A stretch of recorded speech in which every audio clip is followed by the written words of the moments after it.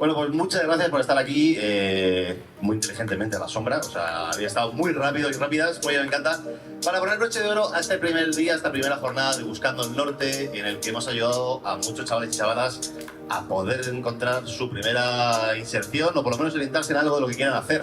¡Qué maravilla! Y para ello tenemos una super charla que la verdad que es una maravilla que el ayuntamiento haya podido contar con esta persona, que haya elegido a esta persona, porque es sinónimo de superación, de disciplina y de reinvención. Es una leyenda del deporte que además nos hablará de su experiencia, de lo que ha vivido, que es mucho y muy maravilloso lo que nos va a contar. Así que recibamos con un enorme y grandísimo aplauso, ovación, como si caiga el estadio aquí, a la gran Almudena Cid. Muy buenas tardes, gracias al Ayuntamiento de Santa Úrsula. Voy a empezar con un vídeo, ¿vale?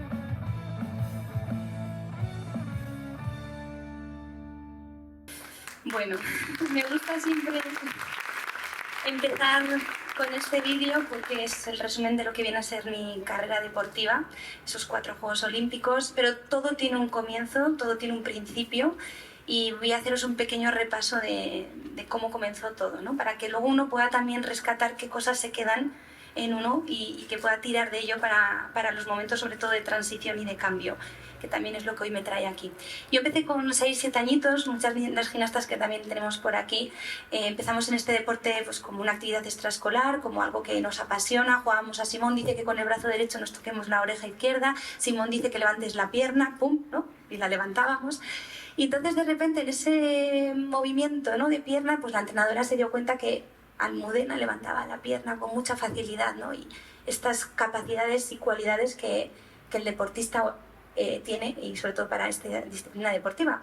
Y entonces me acuerdo que me ofrecieron irme a hacer una prueba para la Federación Alavesa. Me pusieron un banco sueco dado la vuelta y tenía que pasar por él, por un sitio muy estrechito, y me dijo, ten cuidado porque si te caes hay tiburones. Entonces claro, yo empecé y me caí. Y entonces siempre pensé, ¿qué hubiera pasado si en vez de tiburones me hubieran dicho que hay algodones o que te puedes caer y volver a subir y volver a subir, caer y volver a subir, ¿no? Que si me hubieran dicho este mensaje de otra manera. Bueno, creí que yo no valía para la rítmica y al poco pues me metieron en otro club de competición y a partir de ahí pues yo entrenaba ya pues todos los días de la semana, casi 4 o 5 horas diarias, los sábados 4 horas por la mañana, 4 por la tarde y los domingos 4, o sea, a lo largo de la semana solo tenía la tarde del domingo libre.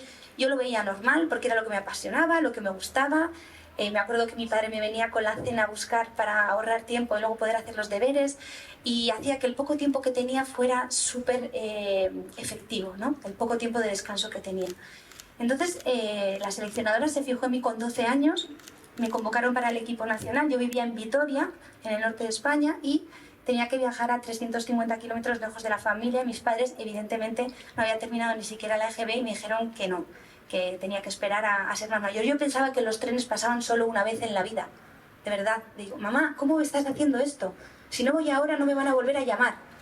Bueno, pues empezaron a becarme desde la distancia, me pagaban 50.000 pesetas al mes, 150.000 pesetas al trimestre, para seguir convenciéndome. Me compré mi primer chándal blanco con ese dinero, porque mi padre nunca me hubiera comprado un chándal blanco porque es muy sucio. Y entonces, a los 2 años ya, me dijeron, Almu, tienes que venir al equipo nacional porque te queremos llevar a los Juegos Olímpicos. Entonces, claro, yo ya no pude decir que no, mi madre y mi padre tampoco, y las entrenadoras tampoco, entonces ya sí que hice ese viaje. Y lo primero que eché de menos cuando yo llegué a Madrid pues fue el beso de buenas noches de la familia, como es normal.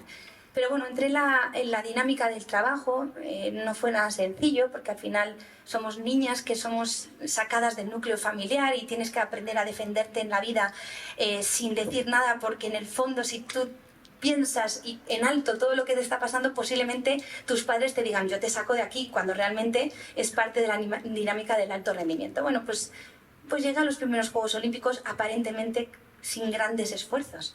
Llegué con 16 años, era la gimnasta más joven de esa competición. Me enfrentaba con gimnastas que yo había visto en un campus de gimnasia que yo había ido hacía 2-3 años, y de repente me veía compitiendo con ellas. Sentía que no merecía tampoco estar en ese lugar, pero ahí estaba, compitiendo con 16 años en los primeros Juegos Olímpicos en Atlanta 96. Me metí en la final de las 10 mejores, siendo la más joven de la competición. Y cuando yo volví a Vitoria, en esos Juegos Olímpicos, la rítmica es modalidad individual y de conjuntos. Mis compañeras de conjuntos, era la primera vez que la modalidad de conjuntos era olímpica y quedaron campeonas olímpicas. Y entonces cuando yo volví, a ver si pasa esto, quiero enseñarles una imagen. Ahora, ahí. Nos recibieron en Vitoria en un camión de bomberos descapotable, ¿vale? A las 3 medallistas, a mí, también a Martín Fitz, bueno, a un montón de vitorianos. Pero claro, mis compañeras llevaban la medalla de oro colgada. Y entonces hubo un vitoriano que de repente dijo, oye, Almu, que tú también te mereces una medalla. Y el hombre, pues, me colgó esta medalla de cartón. Todavía tengo la cincha del Ayuntamiento de Vitoria. Yo me dio mucha vergüenza y enseguida pues me la quité, no me la llegué ni a poner casi. Y dije, ¿qué hago yo aquí si mis compañeras son oro? Yo no soy oro, me han dado una medalla de cartón. Bueno, el caso es que yo tuve mi mes de vacaciones y al mes pues me incorporé al equipo nacional, y en ese mes engordé 4 kilos, me cambió el cuerpo, me creció el pecho, me bajó el periodo, me convertí en mujer. Solo había una separación de un mes. Y de repente vi gimnastas que llegaban al equipo que eran como yo hacía un mes. Y entonces por primera vez escuché o sentí que yo era prescindible, que mi lugar lo podía ocupar otra gimnasta. Hasta ese momento yo nunca tuve la percepción de que yo lo que hacía o lo que podía hacer, lo podía hacer exactamente igual o parecido a otra gimnasta. Entonces, a partir de ese momento algo cambió en mí. Aparte, en la edad de la adolescencia, pues empiezas a experimentar otras emociones, entre ellas pues la rabia, el amor, el desamor, cosas que no habías explorado con tanta asiduidad. Y el camino a esos segundos Juegos Olímpicos se convirtieron realmente difíciles porque, como bien sabéis, a lo largo de la historia, la rítmica siempre se ha considerado un deporte de niñas pequeñas, y a partir de los 20 años a pocas gimnastas las veíamos competir en esa edad, ¿no? Entonces yo tenía como el peso de que iba a cumplir 20 años en esos segundos Juegos, que venían gimnastas pegando fuerte, con lo cual la continuidad después de esos Juegos tampoco igual iba a ser muy viable. Y luego hubo algo muy determinante en mi vida, y es el referente que tuve. Yo tuve un referente, le he vuelto a pasar, a ver, tuve un referente que era Oksana Kostina. No sé si me podéis ayudar desde la mesa. Igual es para allí. Ahí. Vale, pues para atrás. Aquí. Vale. Mi referente era Oksana Kostina. Era una gimnasta rusa. ¿Vale? Le costó mucho ser campeona y sobre todo que le dieran una oportunidad. Había 2 gimnastas ucranianas en la antigua Unión Soviética que no le dejaban espacio a ella. Y de repente en el campeonato de Bruselas quedó campeona del mundo por primera vez. Yo estuve allí, mis padres me permitieron, fuimos en coche con las entrenadoras, me permitieron ver esa hazaña de mi gran ídolo Oksana Kostina. Me gustaban los pelos que le salían del moño, me gustaba el tape, me gustaba todo de ella. Y esta gimnasta, después de ese mundial en el 92, cuando volvió, a los pocos meses tuvo un accidente de tráfico y falleció. Y mi referente desapareció. Y yo siempre pensé, si Oksana Kostina no hubiera tenido ese accidente, yo creo que lo hubiera seguido viendo sobre el tapiz, y ya tenía 20 años. Digo, no, ¿por qué? ¿Por qué tiene que acabar? ¿No? Ya no solo que mi referente no estaba físicamente, sino que había un pensamiento y una idea de que a los 20 años la gimnasta perdía cualidades y no era capaz. Pero es que además había gimnastas que nos fijábamos mucho en las bailarinas, porque la rítmica viene de la danza. Y veíamos que eran mujeres, madres, 30, 40 años sobre un escenario. Porque en el arte es acumulativo, porque las disciplinas deportivas que tienen un componente de convivencia con los aparatos tiene que ser acumulativo, porque cuanto más manejas esos aparatos, más fluidez tienes con ellos, y más naturalidad, y más sabes estar sobre el tapiz. Entonces yo no entendía por qué los años iban en contra en un deporte donde yo creía que siempre tenían que sumar. Entonces fui a esos Juegos Olímpicos con todo esto, con una rotura de menisco, y con el corazón roto porque experimenté mi primer desamor, que luego hablaremos de los patrones. Pero yo fui rota, literalmente rota, con mucha rabia de incomprensión que estaba viviendo. Hice mis juegos con rabia y me metí en la final con rabia, pero eso no es sostenible en el tiempo. Cuando terminaron esos juegos, había metido también en la final, que por cierto, las gimnastas en Atlanta del conjunto quedaron campeonas olímpicas, en Sydney quedaron las últimas y yo volví a quedar en el mismo lugar.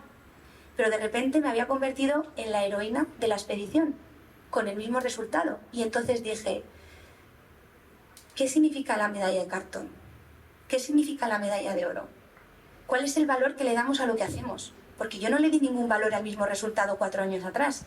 Y de repente 4 años después le estaba dando un valor especial, porque había salido adelante y encima había conseguido revalidar un poco ese mismo resultado. Entonces me hizo pensar mucho sobre cómo pensamos sobre nuestro propio éxito. Reflexionar sobre, ¿nos damos el valor suficiente a lo que hacemos? ¿Tenemos que esperar a que el otro diga que lo que has hecho, que te coloque en una medalla de cartón? ¿O nos la podemos poner nosotros mismos, ¿no? Entonces, terminé esos juegos y me operé. Decidí salir de Madrid. Quería huir un poco de la situación personal que yo estaba atravesando. Eso también es algo que hice muy bien. Decir, ¿dónde voy a estar yo bien? ¿Dónde tengo que colocarme para poder rendir? Para estar a gusto. Porque si no también es insostenible. Y entonces me volví a Vitoria con mi entrenadora, la que me había formado como gimnasta. A ella le ofrecieron el puesto de seleccionadora en Cataluña. Nos fuimos las dos para allá. Y el equipo nacional, como quien dice, se deshizo. Porque al quedar las últimas, todas lo dejaron. No había seleccionadora, no había entrenadora, no se podía orquestar absolutamente nada hasta 4 meses después. 4 meses después recibo la llamada de la seleccionadora y me dice, oye, Almu, que nada, que te vengas ya para Madrid. Digo, ¿cómo que me venga para Madrid? Pero si me he operado el menisco, nadie se ha preocupado de mí, me he ido a Vitoria, de Vitoria me he ido a Barcelona, he comenzado mi trabajo como entrenadora y ahora me encuentro como nunca. Porque además había recuperado la calidad de la extensión de espalda que yo había perdido con el trabajo que se hacía en Madrid, porque el trabajo que había hecho mi entrenadora en Vitoria era otro. Y yo había recuperado la misma técnica de trabajo, con lo cual había recuperado condiciones. O sea, con 20 años había mejorado. Se estaba yendo en contra de lo que todo el mundo, jueces, público, entrenadoras y las gimnastas decían, que a los 20 se acababa, ¿no? Y dije, no, yo no me voy a volver. Bueno, pues entonces te atienes a las consecuencias. La gran frase. Y dije, pues sí. Claro, yo no sabía lo que me venía después. Ir a competiciones fuera de concurso, meterte en la final y no poder hacerlas, competir con una asiática, de repente ibas a los controles internos y resulta que aunque lo hacías sin caídas siempre empatabas, pero luego competía internacionalmente y las competiciones las iba ganando. Entonces, bueno, pues llamé a la prensa y dije, bueno, como no veo yo que haya algo muy a favor o al menos parcial en todo esto, ¿podéis hacer un seguimiento de los resultados para que se pueda saber que voy ganando y que cuando tengan que decidir qué gimnasta irá a los Juegos, la asignación sea justa? Y fue los medios de comunicación los que hicieron público que yo había conseguido la plaza para los terceros Juegos Olímpicos. Conseguí el diploma olímpico, conseguí, no sin antes, hacer una reestructuración de cómo me tenía que mostrar en el mundo de la gimnasia. Y aquí creo que esto es la parte, una de las más importantes. Tiré de la creatividad. Y la creatividad no es, venga, me voy a poner creativa. La creatividad pasa por, en mi caso, en la gimnasia, en hacer un estudio de ofrecer algo diferente a lo que la gente hacía, de una manera completamente innovadora, ¿no? Las gimnastas normalmente, en esa época, pues se rodaba mucho la pelota por los brazos, ¿no? O por superficies que de alguna manera pues eran más estables. Y dije, bueno, ¿qué pasa si cojo? Y a ver si puedo quitarme el pelo. ¿Qué pasa si cojo e intento rodar la pelota por las piernas, ¿no? Entonces me puse a investigar distintas posiciones, algunas muy poco estéticas, que descarté. Y terminé, a ver si consigo, ahora, inventando este rodamiento. Este rodamiento que la Federación Internacional de Gimnasia le acabó dando el nombre de zip tostado, con un valor de 2 décimas. Me la jugaba todo con este rodamiento en el final del ejercicio, que casi no me daba puntos, pero el público lo que entendió es que querían ver a la española haciendo el rodamiento. Entonces no importaba tanto el valor del ejercicio, que evidentemente sí, yo ya buscaba estrategias para asumir el valor de mi dificultad, pero buscaba intentar impactar y que las gimnastas vieran en mí, el público viera en mí y las jueces vieran en mí la gimnasta que ya no era, porque me había reconvertido en una gimnasta madura y que aceptaran que la gimnasia podía tener otras líneas de movimiento. Entonces, yo siempre pensé, ¿esto fruto de qué es ser creativo? Y lo que sí me di cuenta es que es gracias, a ver si lo puedo pasar, a mi, abuelo. A ver, atrás, ahí está, Fernando Tostado. Mi abuelo era poeta, rapsoda, guía turístico, trabajó en una harinería, pintor, escultor. Encontraba todo lo que veía en el campo que nos servía, llantas, vasijas, cencerros, todo, lo cogía, pum, hacía monigotes. Y les ponía nombres. Entonces, ese espacio donde tiene todos los monigotes se llama el Rincón de los Engendros. Entonces, paseando un día con mi abuelo por el Rincón de los Engendros, le dije, abuelo, este monigote que has montado aquí, que es un retrete, y yo, ¿cómo viniste con el retrete? ¿Desde dónde? Bueno, no te quiero contar. Un retrete, y le salen 3 palos, uno como una cara así, y otro como si fueran unas manos. ¿Y esto qué es? Dice, esto está muy claro, esto es el hombre que se hunde en su propia mierda. Y entonces dije, pues hombre, pues sí, a veces. Y luego había otro, bueno, aquí está, a ver si os puedo enseñar el retrete. Lo tenemos aquí, ahí está, el hombre que se hunde en su propia mierda. Con el sos, no podía faltar.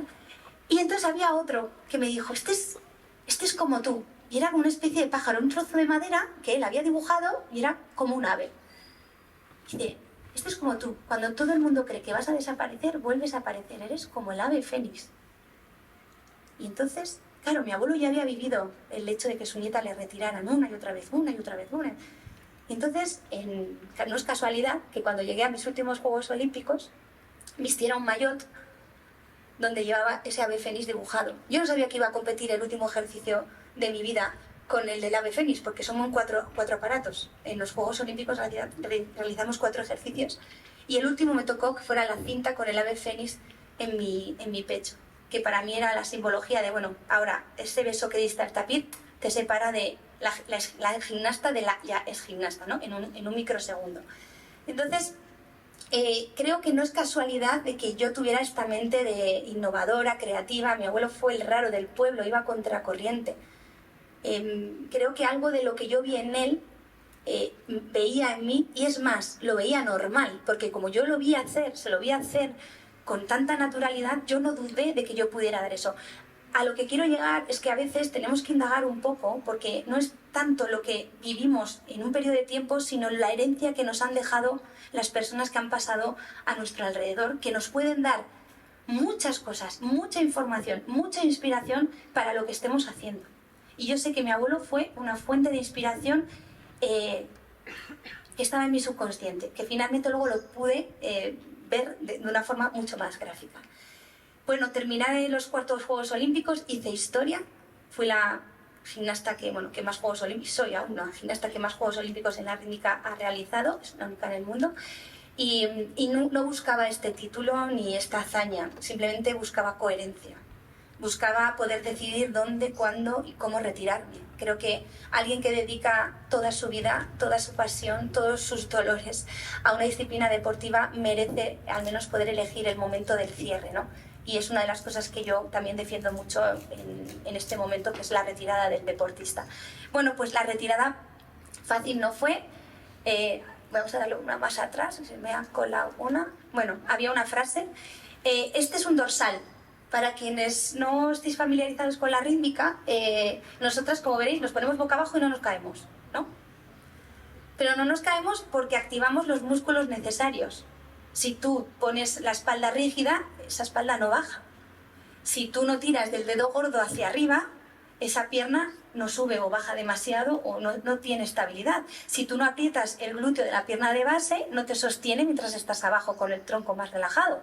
Entonces, para mí es una simbología de que aunque nos pongamos del revés o la vida nos ponga del revés, no necesariamente tenemos por qué caernos.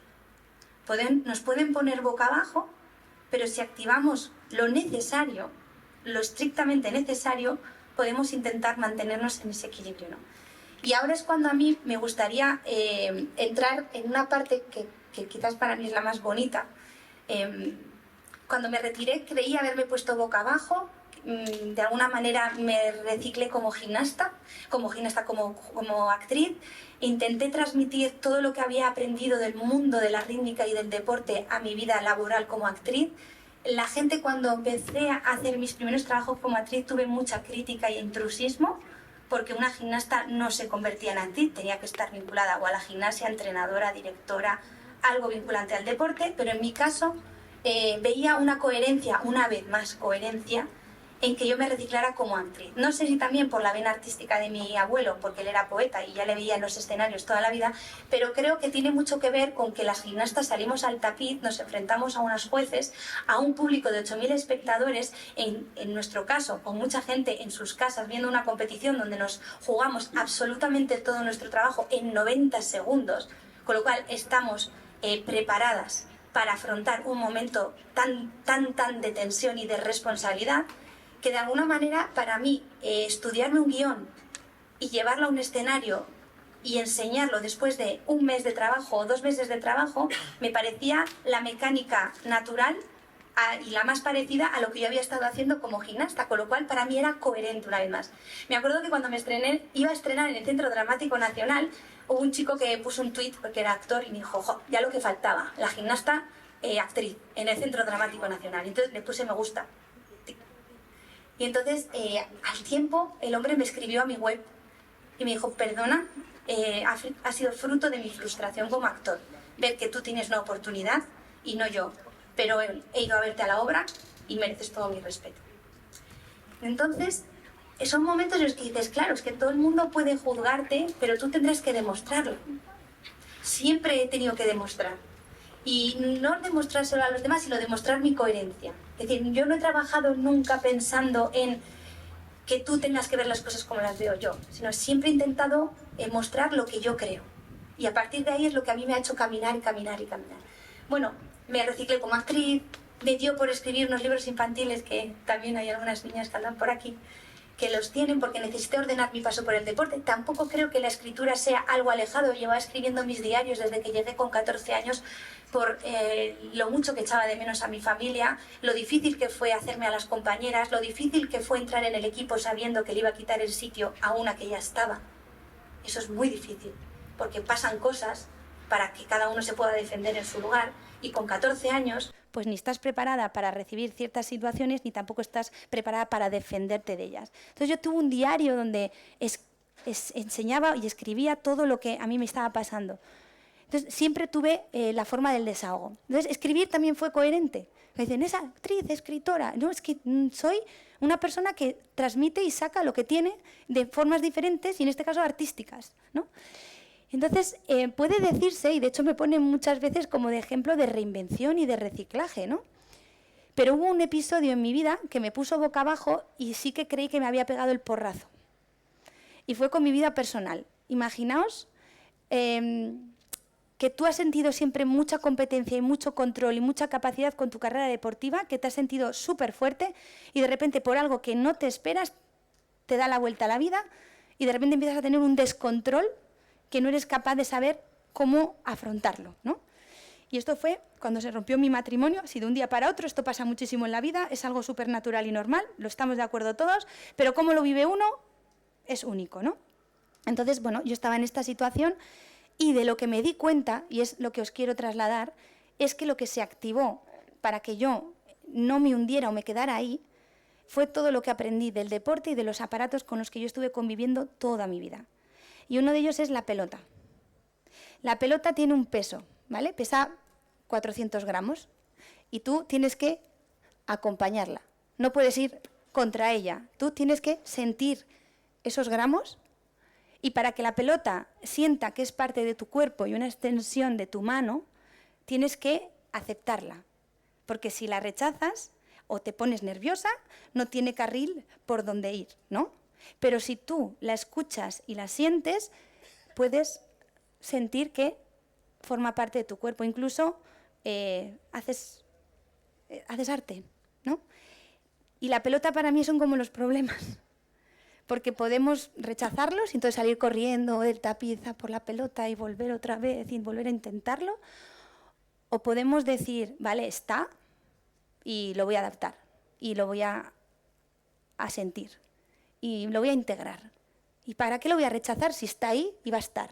Y de repente te das cuenta que estás con el problema y encima pues te da gusto, ¿sabes? Es como que es gustoso y deja de ser un problema. O sea, me di cuenta que lo que pasaba no lo podía eludir, que lo tenía que integrar y aceptar. Esto con la pelota. Voy a ver si puedo pasar. Ahora, ahí, la cinta. Bueno, la cinta es un aparato maravilloso. Son 6 metros. Normalmente la gente dice, el público, que es el más bonito de ver en unos Juegos Olímpicos. Pero es el más complicado porque tenemos que conseguir que la cinta no roce el suelo, ¿no? Y tiene que estar levantada todo el tiempo y que se vean al menos 4 espirales, ¿no? Y dibujar. Porque la pelota porque la cinta es preciosa si la mueves, porque si no la mueves no dice nada. Si la mueves es algo súper artístico. Si no la mueves no dice nada. Y para mí esto también fue un mecanismo de actuación ante un momento de parálisis emocional, que fue moverme, no parar. Yo tenía una lesión en el corazón, podía ser una lesión del pie, como me ha pasado muchísimas veces. Entendí la lesión del corazón como una lesión ósea. Y dije, vale, cuando yo he tenido la fractura de estrés en mi pie derecho, ¿qué es lo que hacía? Pues ponerme las muletas, ir a entrenar, tumbarme, ponerme a hacer la específica. El ballet lo hacía tumbada en el suelo para no apoyar. Luego me hacía las visualizaciones de todos mis ejercicios. No paraba. Seguía en la misma dinámica del trabajo, exactamente igual. La ruptura me coincidió con una obra de teatro que se llamaba Una historia de amor. Era una chica que le dejaba a su chica de forma sorpresiva y no le daba una explicación. Y digo, perdona, o sea, ¿en qué momento? Y eso que tuve otra opción de función de teatro, que eran las Ladies Football Club, y decidí coger Una historia de amor.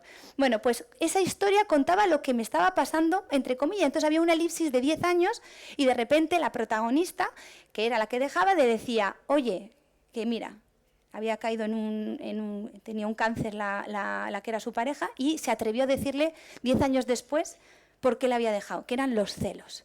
Y dije, vale, pues entonces hay que esperar 10 años, ¿no?, para saber qué ha pasado. Entonces dije, mira, vamos a movernos, ¿no? Y entonces, ¿qué hizo que yo subiera al escenario? Mi compromiso con mi compañía. O sea, no me planteé cogerme la baja. No me la planteé porque siempre había salido a competir con el menisco roto, con la ciática, con la fractura de estrés.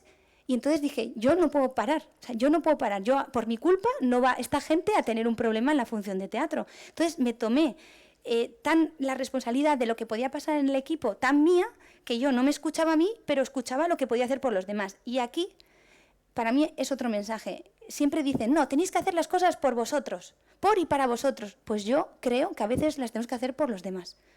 Porque yo ahí lo hice por mis compañeros, por mí igual no lo hubiera hecho, pero el motor de seguir moviendo esa cinta fue mi compromiso con la función de teatro. Entonces, cuando pasan momentos tan difíciles, que evidentemente tenemos derecho a la queja, tenemos derecho a estar ahí, tenemos derecho a quedarnos un ratito y ay, pobre de mí y qué mal lo estoy pasando, pero hay un momento donde tienes que coger la cinta y empezar a moverla.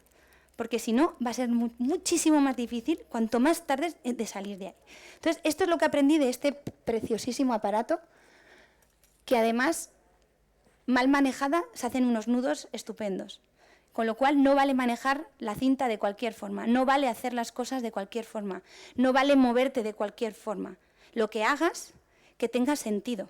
Porque si no, vas a hacer un nudo, todo el mundo te va a estar aplaudiendo, venga de saldo, y tú con los nervios lo aprietas más y no lo deshaces nunca. Entonces tienes que parar y decir cómo se ha hecho este nudo, he hecho esto, esto ha pasado por esto y por esto, y entonces ya puedes deshacer tu nudo. Y creo que este aparato es muy potente porque de verdad me hizo reflexionar muchísimo por lo que podía activar yo para poder salir de ese momento. El siguiente aparato, que son las mazas, ahí están, tiene una particularidad este aparato, pues que son 2, que no es 1. Entonces no podemos estar dirigiendo la mirada a los 2 lados a la vez. Y además, cuando nosotros lanzamos las mazas al aire, cuando es con una única mano, si abrimos unos centímetros de más los dedos, estas mazas se abren más en el aire al subir y al bajar. Y entonces hay muchos momentos en los que dices, vale, ¿cuál salvo? Esta. Y se te cae esa. Entonces, nosotras, a lo largo de nuestra vida, lo que aprendemos es a ampliar nuestro campo visual, a poder ver las 2 sin tener que mirar a una en concreta. Y esto es importante para esos momentos tan de crisis que dices, bueno, puedo estar mirando lo que está pasando o puedo estar mirando un poco lo que está pasando alrededor para tomar una decisión. Y muchas veces pasa de que hay una amiga que te quiere sacar a dar un paseo, hay otra familia que de repente te hace reír porque le has prestado un poquito de atención y de repente empiezas a encontrar situaciones un poquito de placer, que piensas que no te los mereces, ¿no? Y es por eso que este aparato creo que ayuda mucho a entender que podemos estar mirando lo que ocurre, pero también teniendo en cuenta todo lo que pasa alrededor, ¿vale? Luego tenemos otro aparato maravilloso y difícil, que es la cuerda. La cuerda para mí son como las emociones. Es el aparato más difícil. De hecho, están intentando sacarlo de la competición, porque no se ve en televisión. O sea, es un problema para los espectadores. Pero es el aparato que de alguna forma nos da la técnica para todos los demás. Es decir, un aparato tan baboso, tenemos que conseguir que tenga firmeza, ¿no? Que sea como... ¡Uy! A ver, tengo la camisa esta de seda, pero bueno, tenemos que conseguir que sea rígida, ¿no? ¡Pam! Y esto, que parece una tontería... No. Esto que parece una tontería, el hacer que esta cosa tan blandita parezca algo firme, ¿no? Que tenga una forma, requiere de técnica. No es hacer por hacer, ¿sí? Hay que hacerlo con técnica. Y para mí, ¿por qué digo que son como las emociones? Porque las emociones son incontrolables, las emociones están. Tengo rabia, tenía rabia en Sydney, tenía rabia, ¿no? Y sí, pero luego hay que controlarlas, porque con rabia no puedo vivir toda mi vida. ¿No? Puedo estar triste. Tenemos que legitimar lo que nos pasa, pero tenemos que hacer algo por lo que nos pasa. Y eso solo se hace con técnica. Y con la técnica podremos, primero tenemos que entender lo que nos pasa, aplicarle la técnica y después se soluciona. Pero si no atendemos lo que nos pasa, si no le ponemos nombre a lo que nos pasa, va a ser muy difícil que luego podamos hacer algo por lo que está ocurriendo, ¿sí? Esto, la cuerda. Y luego tenemos el último aparato, maravilloso también, que es el aro. El aro. Es el único que, como bien veis, es el único que nos podemos meter y adentrarnos en él.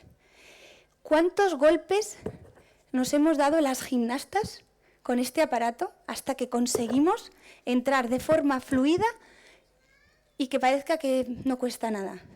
O sea, el acto de valentía que tenemos las gimnastas para hacer una recogida con este aparato, sabiendo que nos va a dar en la tibia, nos va a dar en la tibia, nos va a dar en la tibia, nos sale el moratón, nos sale el moratón. Sabemos que nos vamos a golpear. Es que somos conscientes de que para que un lanzamiento de 10 veces salga 10 bien, nos vamos a dar golpes. Es que no hay otra vía. Pero en esa repetición hay descartes. Y en esa repetición de repente has hecho 20 lanzamientos, no ha salido ninguno, te vas cabreada del entrenamiento y al día siguiente a la primera te sale. Y dices, ¡buah, magia!, ¿no? No, es que el cerebro ha hecho un recap y ha dicho, mira, todas estas cosas que hiciste ayer mal, ahora no las hagas, para que te pueda salir. O sea, se queda almacenado lo que hacemos mal, pero tenemos también que saber qué es lo que hacemos mal, ¿sí? A prestarle un poco de atención, pero tener la valentía, el arrojo, el decir, me voy a meter, me meto, y te metes. Entonces las gimnastas tenemos esto ganado, porque no cuestionamos ir y probar y otra vez y probarlo otra vez. Entonces, para mí es maravilloso. Hubo un elemento que me inventé, que rotaba el aro en el cuello y luego tenía que subir la pierna, ¿no? Entonces yo metía la pierna y sacaba el tronco, y entonces el aro se quedaba rotando en la pierna de arriba. O sea, pasaba del cuello a la pierna. Claro, lo último en sacar normalmente, ¿qué era? Cada vez que sacaba, la nariz. No sé cuántos golpes de nariz me he dado, de hecho yo me doy, todavía me duele. O sea, sabía que me iba a golpear. ¿Y qué pasó ese día? Que yo iba con miedo. Y como me voy a dar, ¡pum! Entonces, el tronco no salía rápido porque yo estaba pensando en que me iba a dar el golpe, claro. Digo, es que me va a doler, ¡pum! Y entonces me golpeaba. Y un día dije, Almu, si total te vas a golpear igualmente. Y entonces entré y bajé el tronco con mucha fluidez, sin resistencia. Y es lo que hizo que bajara rápido. Es el poner resistencia a lo que hay que hacer.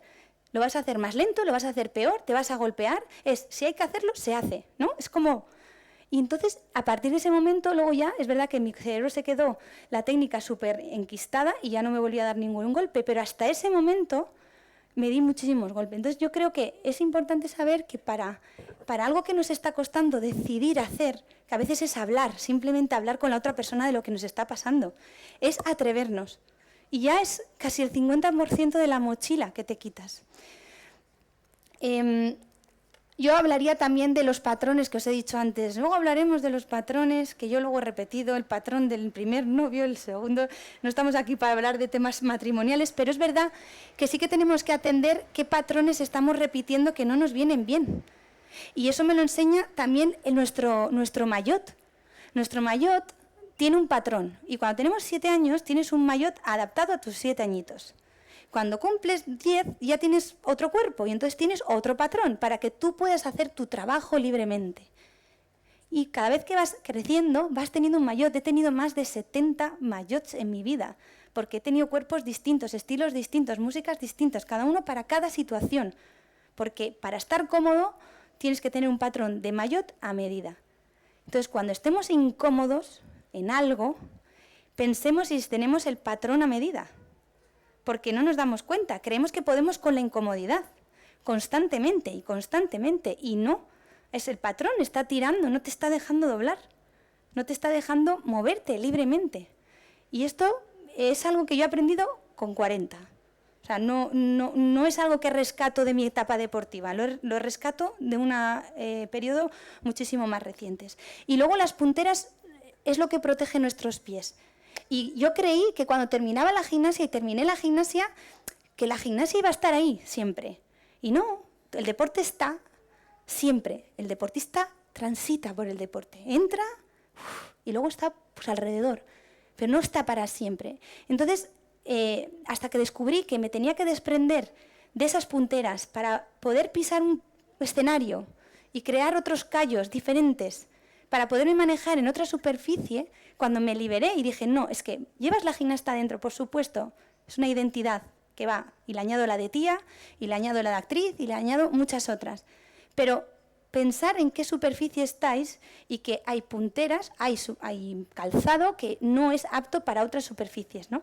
Entonces, hasta que yo entendí también que cada sitio tiene un calzado para poderte manejar, me costó muchísimo y cuando lo entendí dije, esta es la clave de entender que el tapiz y el escenario tienen cosas en común, pero otras que no las tienen, ¿no? Y la vida.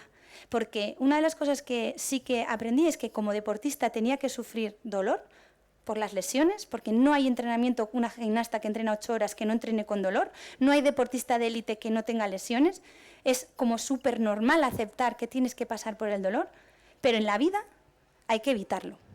Y yo pensaba que podía seguir en mi vida sosteniendo dolor o incomodidad. Y eso no lleva a ningún sitio, ¿no? Y ya para ir terminando un poco, tengo una anécdota. Habéis visto en el vídeo inicial, este vídeo, de la cinta de Beijing 2008, Atenas 2004, Sydney 2000 y Atlanta 1996. En esos Juegos Olímpicos, a mí me patrocinaba una marca súper importante mundial. Habían cogido mi historia como algo único y me hicieron sentir, la verdad es que es súper importante. De hecho, cuando yo enseñé esa cinta, al terminar los Juegos Olímpicos me llamaron y me dijeron, oye, Almu, mira que es que hemos visto ese momentazo y queremos hacer unas zapatillas con el mismo diseño de tu cinta. Y dije, ¿qué me estáis contando? Dice, sí, hemos elegido a 8 atletas de los Juegos y una eres tú de todo el mundo. Vamos a hacer 8 zapatillas exclusivas y unas son las tuyas. Y yo, qué fuerte. Ahora ya hacer unas zapatillas de un diseño es muy fácil, pero en el año 2008 no era tanto. Entonces me dijeron, manda la cinta a Ámsterdam y te copiamos el diseño y te la devolvemos. Entonces yo pues mandé la cinta a Ámsterdam, entonces a las 2 semanas me llamaron y me dijeron, oye, Almu, ¿no tendrás otra cinta y tal? Y yo, ¿qué? ¿Otra cinta? Digo, no, es que las atletas tienen 5 camisetas iguales. Y yo, ya, porque se las deis vosotros. Digo, esta cinta la he dibujado yo, tiene 40 horas, es un diseño único, de hecho es lo que me motivaba en mi día a día para entrenar. Es decir, es una cinta única, para una historia única. Es decir, ya, es que la hemos cortado y pegado en las lengüetas de las zapatillas. Y entonces les dije que me devolvieran los trozos y rompí mi contrato porque, claro, como me acababa de retirar ya no me pagaban, solo me daban ropa. Y entonces dije, pues ya no me di ropa. Y rompí mi contrato. 15 años después, cuando mi vida se pone boca abajo, como os he contado, en la mudanza obligatoria que me vi hacer apareció una bolsa de plástico con los trozos de la cinta rotos, que dije, mira, 15 años después, otra vez rota. Alguien rompió mi carrera, ahora rompen mi vida. ¿Esto qué narices es? ¿Cuántas veces le rompen a una las cosas? ¿Cuántas veces son en el mundo y en la vida? Y entonces fue cuando dije, bueno, voy a hacer algo con esto porque no puede seguir así. Esta cinta resume mis 21 años de vida en la rítmica. Un día me la destrozaron. Tuve la sensación de que todo mi esfuerzo, toda mi dedicación, todo el amor que había puesto en ella no se tuvo en cuenta y que mi carrera deportiva importó bien poco.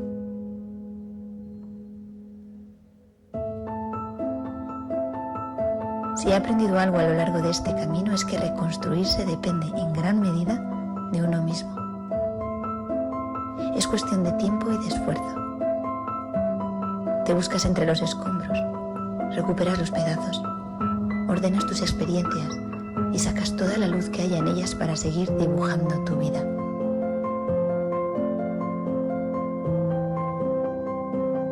He reconstruido mi cinta porque todo lo que representaba aún seguía en mí. No se fue con el destrozo. Y lo más importante, la diseñé yo, la dibujé yo y he vuelto a hacerlo.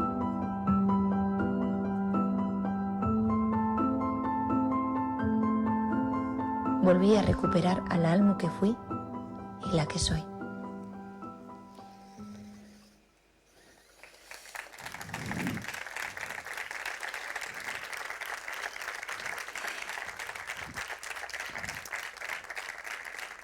Pesa más, pesa más. No encontré los mismos rosas, había cerrado la tienda. Pero sí, fue un proceso de rediseño y de reconstrucción.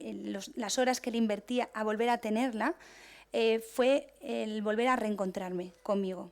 Porque realmente sentía en cada trazo que volvía a dibujar que todo me pertenecía. Porque cuando se nos destroza la vida o tenemos un parón, creemos que no tenemos control sobre nada. Y realmente sí lo tenemos, si buscamos. Y para terminar, me gustaría hablaros también del color. Mi primer maillot fue un maillot que me hizo mi madre, fue una tienda de telas al peso. Y me dijo, vamos a hacerte un maillot a medida y de los colores que más te gusten. Y me dijo, ¿de qué colores los quieres? Yo, mi postre favorito, nata y fresa. Y entonces mi madre me hizo un maillot de nata y fresa, era rosa y blanco, no tenía nada más. No es casualidad que en mis últimos juegos llevaba un maillot de nata y fresa, sofisticado, con Swarovskis, 5.000 piedras de Swarovskis, con un ave fénix, pero creo que habla mucho de no olvidar la niña que llevamos dentro. Y para mí fue fundamental saber que esa niña, esa ilusión, esa necesidad de crecer, esas ganas, seguían estando ahí a pesar de los golpes que te da la vida.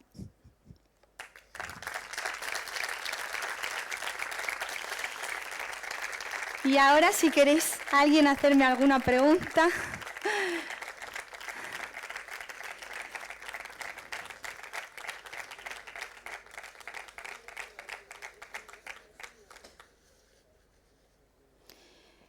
Madre mía. Sí, sí. Mira, ¿ahora se corta el mío? No, 1, 2, 3. Yo me acuerdo un día que yo llegué, estaba en Vitoria, en el club, y me acuerdo que llegué llorando a casa. Digo, mamá, que Irache me tiene manía, mi entrenadora, me tiene manía, que me hace hacer más enteros son los ejercicios, que a ninguna, porque yo siempre soy la que más tiene que hacer. Y me dijo, si haces más es porque tú puedes más. Y porque ella cree que puedes hacer más. Y entonces se acabó el debate. O sea, qué decir, yo estaba quejándome, pues estaba cansada, evidentemente. Pero a mí cuando mi madre me dijo, es porque igual a ti te pueden exigir más porque tienes margen de mejora. Me tranquilizó, ¿no? Dije, pues por aquí. Y se acabó, porque tampoco podemos estar quitándole autoridad a los entrenadores. El entrenador, a ver, evidentemente si pasan cosas fuera de lo lógico, pues por supuesto que no. Pero en general, creo que hay que dejar trabajar. Además, en estas edades lo que hay que hacer es intentar disfrutar. No, mira, si os doy no un consejo, porque no me gusta dar consejos, pero algo que yo sentí, que me quitaron la posibilidad de tener vuestra edad demasiado pronto. O sea, quiero decir que se volvió la vida demasiado seria, muy pronto. Entonces, estáis en un lugar que es un deporte, que es una... Hablamos del deporte con ellas, pero en general en todo. O sea, quiero decir que tenemos que transitar en la vida intentando estar lo mejor posible donde estamos y, si no, cambiar. Y ser capaces de tener la valentía que decía yo del aro y atravesar y decir cambio. Pero mientras tanto, en las edades tempranas, evidentemente, hacer deporte es ahora mismo el mayor valor que podemos tener para nuestra sociedad joven y más en esta era tan digital y de locura. Porque tenemos que seguir interactuando entre nosotros, no podemos perder esto, porque se activan el compañerismo, la puntualidad. Ser puntual, ser respetuoso con el técnico que está esperando para trabajar contigo. Porque si perdemos esto, vamos a comportarnos con la gente de cualquier manera. Y nos vamos a volver animales. Y no puede ser. Entonces, el deporte es fundamental. En estas edades estáis adquiriendo valores importantísimos, cimientos que luego, como me ha pasado a mí con 40 años, ha salido todo eso. Y ha hecho que yo no esté en ese movidón el tiempo que otras personas, por circunstancias, no pueden salir. Y porque nos ha activado un mecanismo de defensa para defendernos en la vida súper potente. Entonces, creo que tenemos que ser conscientes de la edad que tenéis, de disfrutar, de aceptar el cansancio, de aceptar la crítica del entrenador, porque precisamente lo que querrán es que mejoréis. Es verdad que a veces olvidan decirnos que qué bien lo has hecho, ¿no? Y es verdad, a mí me faltó, yo lo he reconocido muchas veces a mis entrenadores, que dabais por hecho de que yo creía en mi talento, no creía en nada en mi talento. Yo he sentido que soy una intrusa o una mujer, una deportista, luego actriz. O sea, es que tengo que hacer un ejercicio por auto. También me lo creo el que no me lo dijeran. Ya me lo intento decir yo, porque si no, nadie va a venir a decírmelo. Pero lo suyo es que hay un refuerzo, de vez en cuando, no todo el rato, pues entonces te relajas. Pero sí de vez en cuando es, oye, has hecho muy bien las cosas. ¿Sabes? Tengo un director de teatro que, bueno, pasó una cosa en una compañía en la que estábamos y de repente sabía que yo estaba afectada por lo que había ocurrido, porque yo saqué la cara por una compañera porque estaba viniendo a hacer unos ensayos pues para ayudarnos a nosotros y, bueno, estaba siendo un poco criticada y yo me metí. Y dije, a mí no me parece bien esto, ¿no? Y vi que no había unión en el pensamiento de, joder, es una persona que está viniendo a ayudarnos, ¿qué problema hay? Entonces, él sabía que yo estaba afectada. Y acabó una función de las que hicimos y yo tuve una reacción a un momento súper espontáneo y natural. Antes hablaban en la exposición de antes la importancia de la naturalidad y estoy totalmente de acuerdo con lo que se exponía, ser naturales. Y reaccioné pues como... Y cuando acabó la función nunca me había dicho nada. Y me dijo, Almo, has estado hoy fantástica en esa reacción. Cuando había sido una reacción normal. Pero tú, ¿sabéis lo que me llenó en ese momento que esa persona con ese comentario, sabiendo que era una cosa ajena a la obra de teatro, me reforzara para que de alguna forma me ayudase en lo otro? También los compañeros de viaje son súper importantes. ¿Alguna pregunta más? Que ya tenemos micro, lo del fondo, si no querían preguntar gritando o algo, hay micro, ¿eh? O sea, al fondo hay sitio para preguntas. Al fondo también. Ahí tenemos, me voy. Sí, a ver, ¿se escucha? ¿Cómo es vivir una experiencia en los Juegos Olímpicos? ¿Cómo es vivirlo? Y bueno, y también estoy de acuerdo con lo de mantener el niño interior, digamos, la niña interior siempre. Bueno, es que a mí públicamente en algún momento he escuchado y he leído en prensa, jo, es que es súper infantil.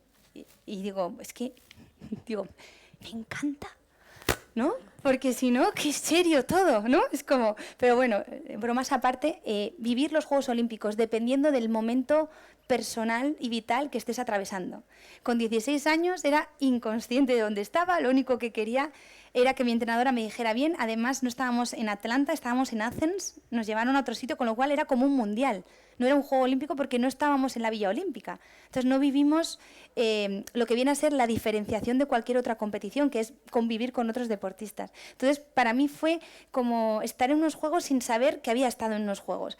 En Sydney, claro, competí con el menisco roto, el corazón roto y hecha un Cristo, pero es verdad que salí adelante de esta situación, pero no los pude disfrutar, realmente no los pude disfrutar.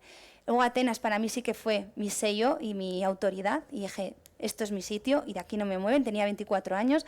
Para mí fue una satisfacción tremenda porque justo esto no os lo he dicho, pero un mes antes se me resquebrajó la fascia del pie en un lanzamiento, hice así, ras, y hizo la fascia, que yo lo noté. Y entonces me enseñaron en la ecografía todos los agujeritos que se me habían hecho, me pusieron las muletas y me dijeron 3 semanas de muletas, yo, pero si en un mes me voy. Dicen, pues 3 semanas. Me acostaba todas las noches visualizando la imagen que me habían puesto, diciendo, estos tejidos se están juntando, o sea, se están juntando, no sé, me recuperé en 2 semanas. No digo que sea solo por la visualización, pero quiero decir, tenía una capacidad yo de recuperación también muy, muy óptima, porque siempre he sido una gimnasta que se recuperaba bien de las lesiones. ¿Y qué pasa? Que como no había parado la cinta, yo seguía yendo a nadar. Lo que no podía hacer de pulsaciones lo hacía nadando, lo que no podía hacer el baile de pie tumbada. Entonces, me acuerdo que cuando me quité las muletas, es que no es que estaba igual, es que me encontraba hasta mejor porque yo no había tenido la exigencia de cumplir un plano de 5 veces 5 bien, porque había estado pues manteniéndome. Entonces, mi cabeza descansó y llegué a Atenas con una tranquilidad aplastante. O sea, que esa situación de muletas un mes antes a mí me ayudó a llegar con una convicción y con no tanto estrés, porque el estrés se va acumulando a medida que llega la cita. Pero yo en ese mes lo único que estaba pensando en recuperar el pie, entonces no estaba en cumplir el plano, que no se me caiga el aro, que no se me caiga la cinta, estaba centrada en la recuperación. Entonces cuando yo me puse de pie, que no había perdido nada de musculatura, estaba perfecta corporalmente, estaba descansada de la exigencia del día a día. Entonces, no sé, ahí claro, para mí fue como me coroné. Y luego ya en Pekín, evidentemente, mi entrenadora dio a luz a su hijo Aritz. Yo me fui a 8.000 kilómetros de distancia sin mi entrenadora, con la entrenadora que me habían intentado echar en el 2006, la tenía en el Kiss and Cry, yo haciéndole así a mi entrenadora, y la otra ahí, ¿sabes? Y ya me daba igual, y le daba besos y abrazos, y claro que sí, porque es que estaba por encima de todo, o sea, ya tenía tal conocimiento, tal capacidad de convicción sobre mi trabajo, estaba tan segura de cómo había hecho las cosas que evidentemente si me tengo que quedar con unos, pues me quedo con el beso de Pekín, porque ese beso, o sea, cómo me supo ese beso, ahora os contaré la trastienda del beso, porque yo di ese beso, que todo el mundo se hizo viral, ahora las gimnastas se retiran dando un besito del tapiz, es verdad, que esto es maravilloso, pero aquel beso, ese, como me retiré ahí, los 18.000 euros de beca al año que iba a recibir por seguir, los dejé de recibir. O sea, fue el beso más caro de mi vida. 18.000 euros, un besito en un tapiz lleno de olor de pies. Pero bueno, bromas aparte, que broma, pero pesa. Sí, creo que yo, mira, he recurrido a ese beso. Mira, esto es importante por el foro en el que estamos. Cerrar los círculos. Si os habéis ido de un empleo, como os hayáis ido, da igual. Podéis cerrarlo. Igual os han dicho, coge tu caja, vete y no vuelvas. Y dices, ya, pues yo voy a hacer algo que cierre mi etapa en esta empresa o en este sitio. Y entonces no tienes por qué entrar en la empresa, pero no puedes decidir sentarte en el banco de enfrente y tranquilamente despedirte de ese espacio y decidir que estás cerrándolo tú, que no lo están cerrando por ti, que lo cierras tú. Entonces, tener control. ¿Por qué digo esto? Porque cuando mi vida se rompió con 40 años, yo recurrí a ese beso porque sentí que era competente, porque era fuerte, porque pude con la federación, porque pude con el dolor de pie que tenía, porque pude y porque pude y porque pude. Entonces, cuando estás en un momento de debilidad absoluta, tienes que rescatar momentos donde tú, por tus méritos, te has sentido importante para ti. Y entonces, por eso es importante cerrar los círculos y cerrar etapas y empezar las demás con la convicción de que todo lo vivido es acumulativo y que aunque la gente piense que una gimnasta no puede ser actriz, ya hemos demostrado que se puede ser actriz. O sea, a veces tenemos que ser los primeros en demostrar que con 20 años una gimnasta puede ser gimnasta en la élite, ¿no? Y a veces ese trabajo solitario pues nos toca a algunos, pero es convicción y es coherencia.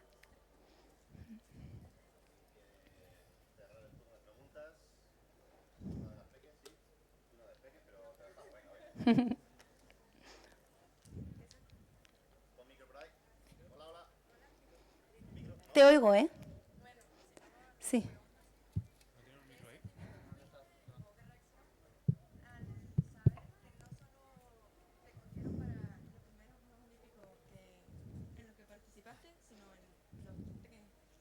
¿Qué sensación tuve cada vez que me seleccionaban? Claro, no me seleccionaban, me lo ganaba. Es que los primeros juegos creí que me habían elegido, porque yo llegué allí y había una gimnasta que era la favorita de nuestro país en ese momento. De hecho, en el Campeonato de España del 95 yo fui campeona de España y, claro, a partir de ahí yo me di cuenta de que había ocupado un lugar que ocupaba otra gimnasta y no sabía cómo afrontarlo. Tenía 15 años y me sabía fatal, veía mal a la otra gimnasta. Entonces yo creí que me estaban eligiendo, pero yo acababa de ganar un campeonato de España, pero creía que me habían elegido. Entonces yo lo que sí que sentí, que me tuve que ganar ciclo a ciclo. Nosotros cada año partimos de cero. O sea, lo que has hecho en el mundial anterior ya no te sirve para el siguiente. Entonces, es como empezar de cero siempre. Y yo creo que por eso también tenemos esta capacidad de resiliencia y de aguante, porque nos enfrentamos siempre a la cuenta cero. Y creo que la vida también es así. O sea, es acumulativo las experiencias, las capacidades que tenemos, las herramientas que adquirimos, eso es acumulativo. Y creo que es lo que nos hace que cuando se pone la cuenta cero no te asustes tanto. Y que digas, una vez más, venga, vamos a por ello, ¿no? Entonces, bueno, creo que me he ganado siempre y ha sido muy difícil estar sosteniendo a lo largo de 16 años esta demostración. De hecho, cuando terminé mi carrera creí que nunca había sido suficiente para la federación. O sea, había sido suficiente para mí, pero no para la federación. Pero luego me di cuenta que no era personal, que el hecho de que yo me quedara entrenando en Cataluña y en Madrid era un tema político, que no era yo, era que yo era la pieza que hacía que eso fuera evidente, pero era porque no querían que funcionasen esas instalaciones deportivas. Entonces, fui yo la que se puso ahí y le tocó aguantar esta historia. También es verdad que igual otra coge y se vuelve a Madrid y hace caso y entonces al año y medio está fuera del equipo, que también ha pasado.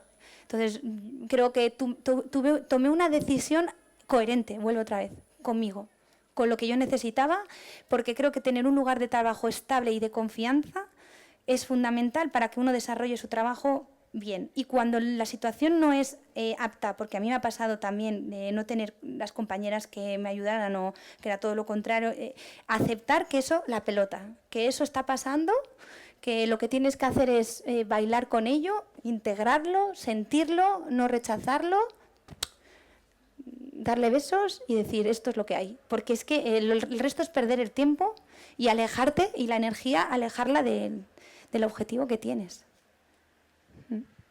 Maravilloso. En este funciona deportistas. ¿Queréis hacer alguna pregunta así al aire vosotras o no? No. Por aquí, otra deportista, venga. Sí, que hay muchos deportistas en la vida, cada uno en lo que quiera. Pero bueno, pensarla, que luego se la hacéis personalmente cuando vais a hacer una foto o algo, pensarla. Venga, la última ya nos ponemos. Ahí. Vale, ahora vamos a retomar un poco la parte del empleo. ¿Vale? Una vez que terminaste tu carrera o que decidiste poner punto final, ¿cómo te reorientaste? ¿Qué decidiste? ¿Qué fue lo que te impulsó a buscar ese nuevo camino? Formarme como actriz. Formación. Primero estuve un tiempo, yo me fui a los Juegos Olímpicos de Pekín con un trabajo en El Hormiguero, pero era es que esto es gracioso. Tenía una sección que daba el tiempo, donde me ponían imanes en los pies y yo ponía, en el norte, en Galicia, tenemos chubascos.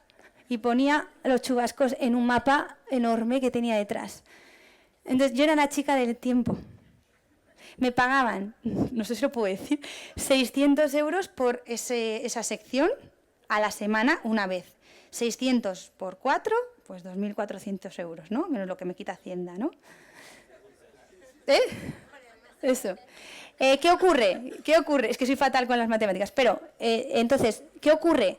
Que yo cobraba, siendo una de las mejores del mundo, de las 8 mejores, 18.000 euros al año, que al mes son 1.000...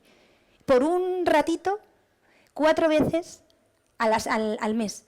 Es que mi cabeza no lo almacenaba. Digo, ¿cómo puede ser que esté cobrando más dinero por 4 ratitos poniendo soles y chubascos y yo dejándome el alma con el labrum roto, el pie roto?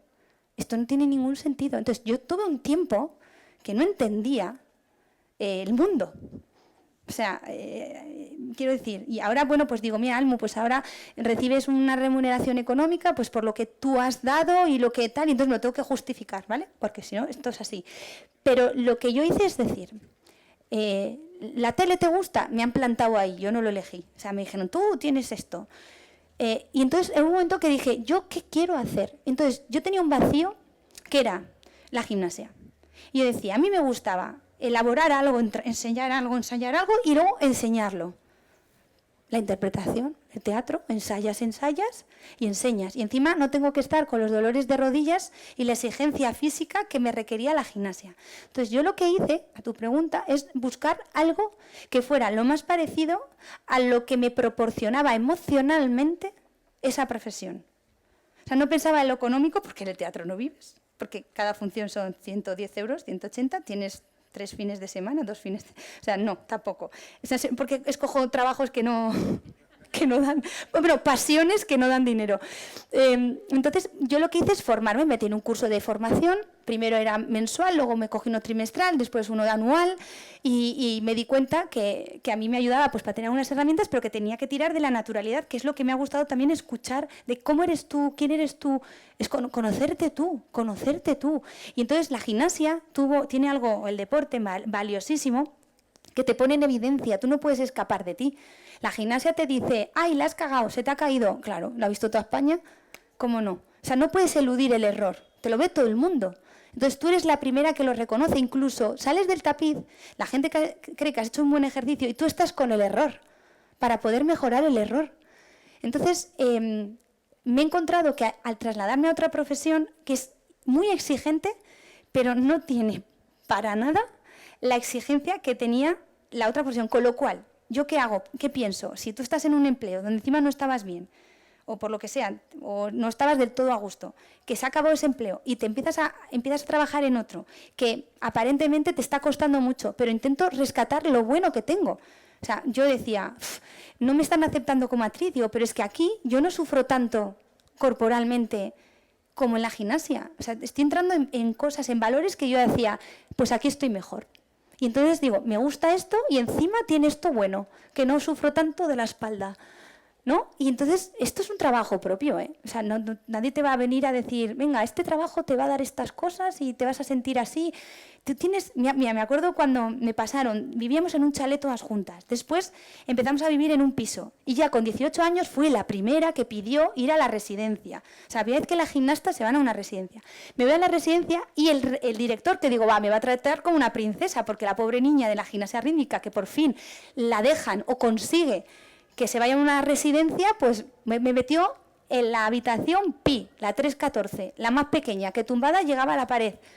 O sea, yo entré allí y me entró una depresión que dije, o sea, yo he deseado esto desde hace años y ahora ¿cómo hago para que esta habitación sea bonita? Bueno, el baño estaba fuera, tenía que salir a hacer pis por las noches y tenía fuera. Entonces dije, pues nada, le pedí a mi madre que me cosiera unas cortinitas, me compré unas figuritas, me lo puse bonito. Me lo puse bonito. Y yo entraba allí y digo, mira, pues mejor que antes ya está. Hay que ser ingenioso. Y os digo una cosa, yo he engañado a la mente 1000 veces. Porque si fuera por mi cabeza, en algunos momentos, si me hubiera dejado, es que no hubiera salido. Si yo me quedo en el dolor del pie, no salgo. En cambio estoy con tira del abdomen, para arriba, no pesas. Venga, pa. O sea, activas cosas para sobrevivir que son alucinantes. ¿Y sabes qué pasa? Que solo cuando estamos en un lugar de supervivencia es cuando activamos cosas que desconocíamos de nosotros. Por eso cuando pasamos por un súper mal momento, como fue el que yo sentí, ni siquiera en el deporte, en mi vida personal, dije, Almo, te estás descubriendo de una manera, con unas cosas, estás llegando a un punto de ti, sin filtro, que cuando empiece la vida a estar otra vez más normal, te vas a olvidar. Pero eso eres tú. Y creo que es lo más importante que nos sabemos realmente sin engañarnos cómo somos, quién somos, qué tenemos y qué no tenemos. Y qué tenemos que trabajar y qué nos han regalado por la gracia de Dios. Entonces, hay tanto que tiene que hacer uno y todo escenario puede ser mejor si uno tiene la voluntad de cambiarlo.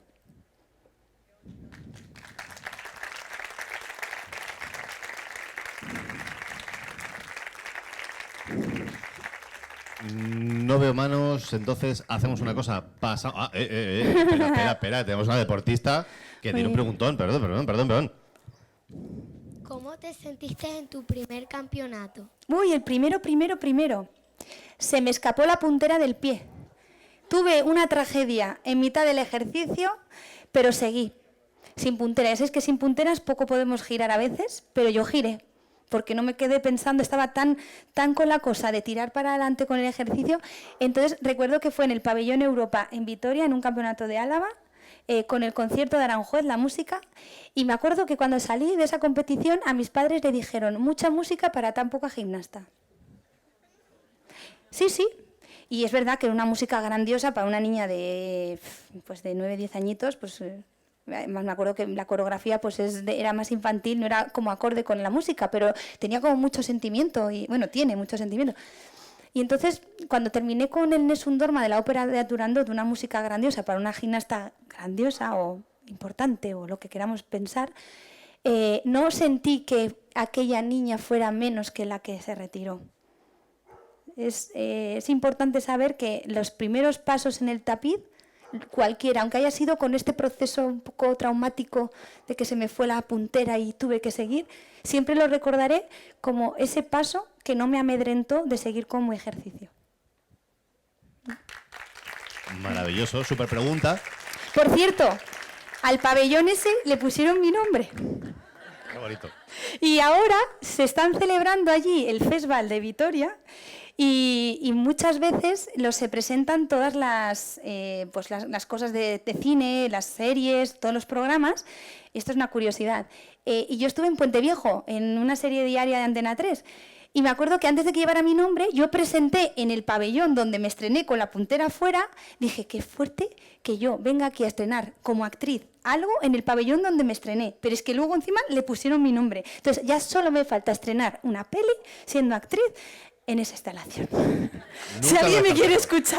Nunca lo descartemos. Aquí se hacen muchas producciones. Del hecho de ver una prueba con la puntera fuera. Por ejemplo. O sea, una con la puntera fuera, para el honor. ¿Algo más? ¿Alguna deportista más que se quiera animar? ¿Alguna pregunta? Chicas, os miro a vosotras. A ver, sabemos, las ¿no? gimnastas sabemos que es muy traumático que se nos salga la punterita. Sí, ¿no? ¿La habéis vivido? No, sí, eso es porque son mejores que las de antes. ¿Alguna hecho? Sí. Mira, escucha, el trauma llegó a tal que yo pedía una casa de punteras que a mí me las hicieran a medida porque yo no tengo en el tendón de Aquiles, sabéis que hay como luego como el talón, que hay un poquito de que hay un, pues lo tengo muy recto, entonces la goma se sale más fácilmente, o sea, que no fue una casualidad, que es que mi estructura del cuerpo, entonces pedía que me las hicieran más cortas y acababa haciéndoles nudo a veces. Madre mía, y ahorcando casi. Sí, pues, Pobre, o sea, ahorcando sí. a la pobre, sufriendo siempre. Pues creo que llega el momentazo de que podáis hacer fotos con ella, que os firme cuentos, libros, que creo que tenéis por ahí maravilloso, que le podéis preguntar algo al oído, que no se escuche nadie y ella os responde ahí sin que haya historias, y darle un mega aplauso a esta mega crack. O sea, mil gracias por estar aquí. Gracias a ti. Y no sé si organización, si fotos... ¿Me pongo aquí? ¿La hacemos aquí con el fotocall, sí? Que vayan subiendo aquí poco a poco.